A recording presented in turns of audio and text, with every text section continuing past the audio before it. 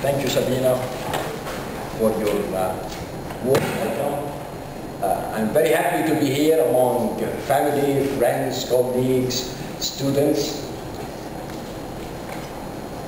I'm going to speak about an area, a subject that's absolutely difficult, complex, heart-wrenching. There is no question about it that the crisis in Syria represents a colossal human tragedy. And it's also, unfortunately, a horrendous political gaffe.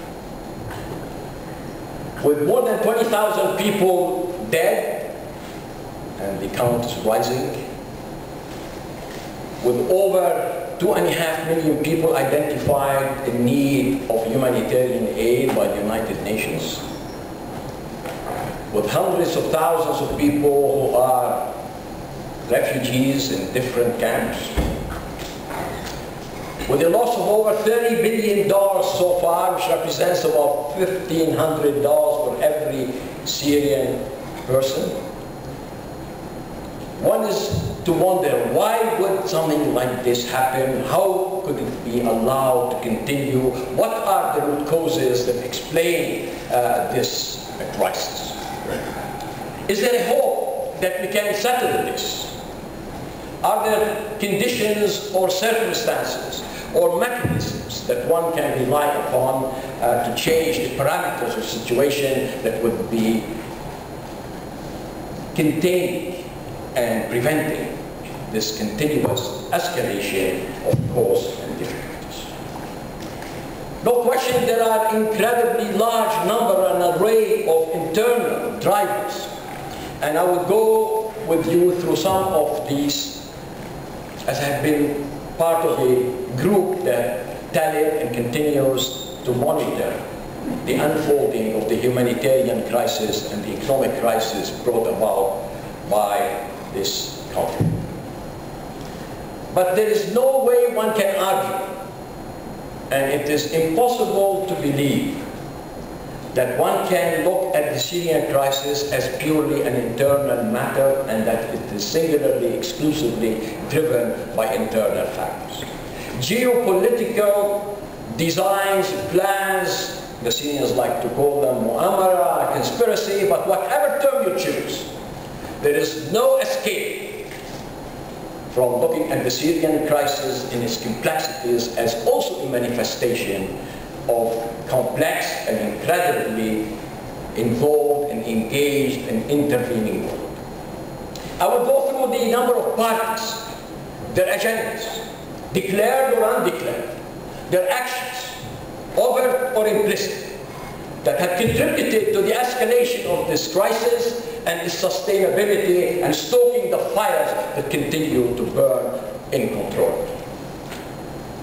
What started as a legitimate, and there is no question about the legitimacy of the Syrian people asking for more freedom, asking for greater participation and voice, for the dismantling of an intelligence apparatus called mukhabarat that have played havoc with the rights of people and have imprisoned people, some of them Canadians, and tortured here on behalf of our government.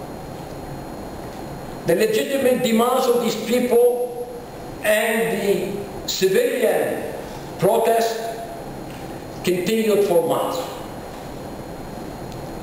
The Syrian government oppressive mechanisms came into full play. It didn't have to happen. It started in March 2011 in Dar'a, a southern town, which I would like you to see on the map here. All right. Dar'a, you will see, would be the one just close to the Jordanian border. But what started as a civilian uprising with legitimate demands and was met unjustifiably by stonewalling, minor and trivial concessions, escalated into an armed conflict. Today, the struggle in Syria is no longer a civilian uprising. The narrative that has been portrayed and conjured for you, that on one hand you have a brutal regime, on the other hand you have a civilian uprising only calling for democracy, is no longer true. Today what we really have is an armed conflict, supported, sustained, financed, and supplied by a number of countries who seem to want their own geopolitical plans to be implemented. The number of people who are working on the Syrian theater and the opposition members and groups in Syria are no longer the domestic, nascent, and endogenous group that came out asking for greater freedom and greater participation and the removal of the 5th article in the Constitution that allowed a state of permanency the emergency measures.